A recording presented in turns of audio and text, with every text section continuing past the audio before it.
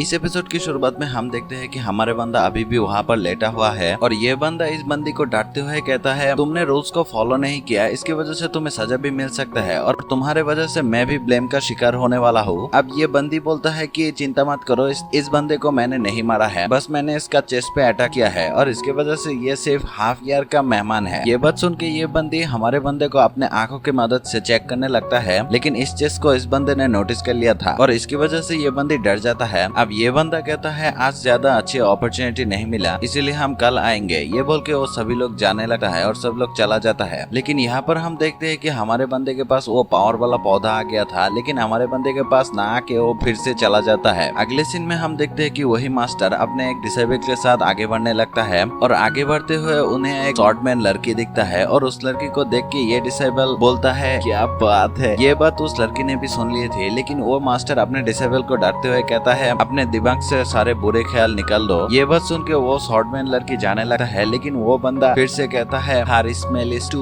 Good. ये बात सुन के इस लड़की को आ गया था गुस्सा और गुस्से में अपने शॉट निकल के इस बंदे पे अटैक कर देता है, लेकिन वो मास्टर उस अटैक को रोकते हुए उसे पीछे धकेल देता है। अब वो मास्टर उस लड़की से बोलता है, देखो मेरे डिसेबल ने तुम्हें ऑफेंड किया, लेकिन इसका मतलब ये तो नहीं तुम इसका जान ले लोगे। लेकिन ये बंदी नहीं सुनता और इस मास्टर पे ही अटैक कर देता है। लेकिन यहाँ पर हम देखते हैं कि ये मास्टर कोई नॉर्मल मास्टर नहीं है। ये बंदी बहुत अटैक करता है, लेकिन इस मास्टर को टच भी नहीं कर पाता। फाइट के बीच में उस लड़की का शॉट को उस मास्टर ने 2 उंगलियों से रोक लिए थी, लेकिन पीछे से उसका ही एक शॉट मास्टर के अंदर घुस जाता है, लेकिन वो मास्टर उससे भी बच गया था। अब वो बंदी उस मास्टर पे बहुत ही तेजी के साथ अटैक करता है और इसकी वजह से वहाँ पर टॉर्नेडो टाइप का कुछ हो गया था। लेकिन हम देखते हैं कि वो लड़की मास्टर को कुछ भी नहीं कर पाता और मास्टर उसके सामने खड़ी थी। ये देख के वो लड़की फिर से पीछे चला जाता है और फिर से अटैक करता है, लेकिन वो मास्टर इस बंदी का अटैक डॉच करके उसका शॉट को 2 उंगली से पकड़ लिया था। लेकिन पीछे से वही शॉट जब मास्टर को टच ही करने वाला था, लेकिन वो मास्टर अपने ऑरा से उस बंदी के साथ साथ उस तलवार को भी पीछे कर दिया था।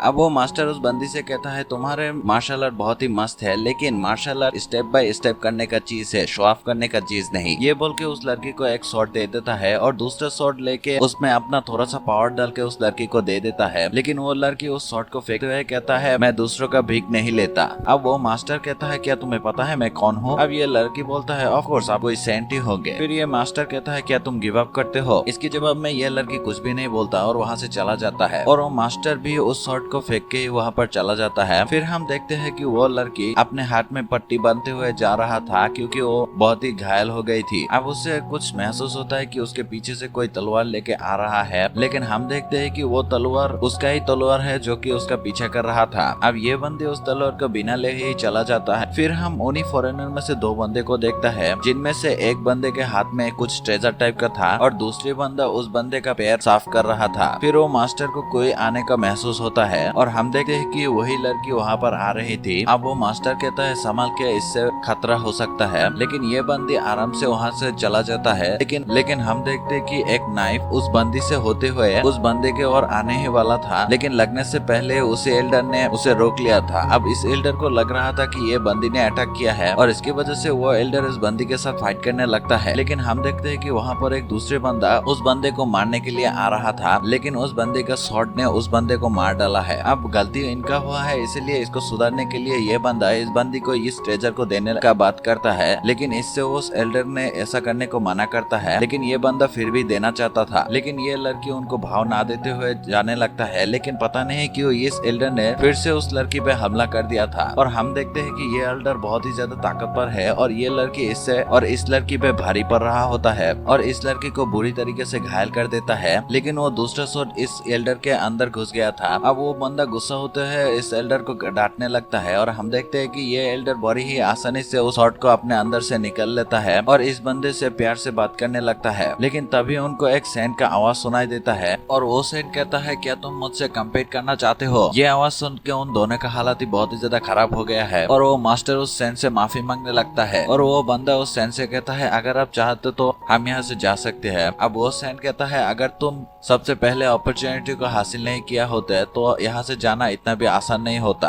फिर हम देखते हैं हमारी बंदा यानी चैन पिंगन एक ब्रिज में आ गई थी और बाद में वो ब्रिज टूट के वो नीचे गिर जाता है और गिरते हुए वो कहीं दूसरी जगह पर गिर जाता है। फिर वो किसी को जाते हुए देखता है और उसका पीछा करने लगता है और उस समय उसके फादर को भी उससे याद आ रही थी और हम देखते हैं कि हमारे बंदा किसी एक जगह पर आ गई थी और वहाँ पर उस बंदे को वो नहीं देखता। फिर उससे उसका खुद का ही बचपन वाला रूप दिखाई देता है और हम देखते हैं कि बचपन में भी चैन पिंगन को बुली किया जाता था। अब हमारे बंदा उसके सामने आके हाथ बढ़ा देता है, लेकिन वो बंदा कोई रिएक्शन ना देते हुए चला जाता है। फिर उसे कुछ विजन आता है और उसका आंखें खुल जाता है। फिर हम देखते हैं कि वो छोटे बच्चे चैन पिंगन के पास आ गई थी और आके उस बाल वाला बूढ़े आदमी के बारे में बोलने लगता है और वो ये भी बोलता है कि वो बूढ़ा आदमी उसे अपना डिसेबल बनाना चाहता है और इसीलिए वो इसे अपने साथ लेने के लिए आया है, लेकिन ये बंदा उसके साथ आना नहीं चाहता और हमारे बंदे को उसके माँ के साथ बात करने के लिए घसीटते हुए लेके जाने लगता है। फिर अगले सीन में हम देखते हैं कि उस बूढ़े आदमी के साथ साथ उस बंदे भी वहाँ पर थी और वो बूढ़ा आदमी कहने लगता है कि गुकेन को मैं अपना डिसेबल बनाना चाहते हो,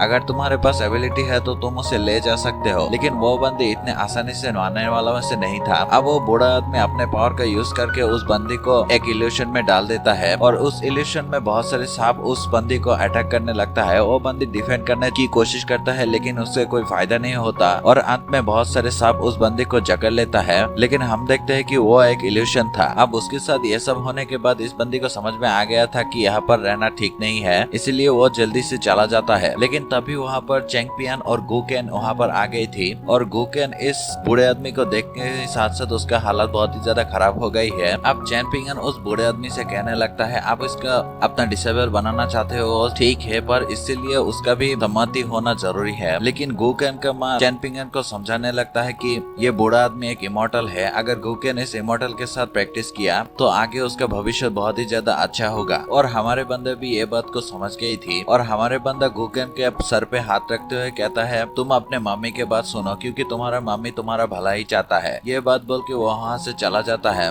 लेकिन यहाँ हम देखते हैं कि गुकेन फिर भी उस बूढ़े आदमी के साथ जाना नहीं चाहता था। अब वो बूढ़ा आदमी फिर से उस बंदे को कहता है कि उस बैल को देखने को। अब जब गुकेन उस बैल पे देखता है तब वो देखता है कि वहाँ पर उसी गोल्डन फिश था। फिर हम देखते हैं कि वो बंदा यानी ये बूढ़े आदमी गुकेन को उस पॉट के अंदर घुसा देता है और वो बोलता है कि इसे शांत रहने दो और इसकी वजह से वो स्नेक इस बंदे के ऊपर अटैक नहीं करता। लेकिन हम देखते हैं कि उसका माँ को इसके बारे में बहुत ही ज्यादा टेंशन हो रही थी, लेकिन वो बूढ़ा आदमी उसे चिंता करने को मना करता है और बोलता है और हमारे बंदे का बर्थ डेट के बारे में पूछता है। अब वो लड़की बता देता है कि मैं मंथ का 15 तारीख। ये सुन के वो बूढ़ा आदमी कुछ कैलकुलेशन करने लगता है और बोलता है कि इस बच्चे के बाप ने एक बड़ा रूल को तोड़ा है और इसकी वजह से इसका मौत इतना आसान नहीं होने वाला। और वो बूढ़ा आदमी गुकेन का माँ को बोलता है कि तुम्हारे बच्चे ने दूसरे से बहुत बड़े अपॉर्चुनिटी छीना है। लेकिन हम देखते हैं कि उसके माँ को इससे कोई फर्क नहीं पड़ता और वो बोलने लगता है अगर चैंपियन का माँ को होता तो वो भी यही करता। अब हम देखते हैं कि वो बूढ़ा आदमी अपने कुछ पावर यूज करने के लिए रेडी हो गया था और हम देखते हैं कि वो पावर सीधा जाके हमारे बंदे के अंदर घुस गया था और इसी के साथ ये एपिसोड खत्म होता है।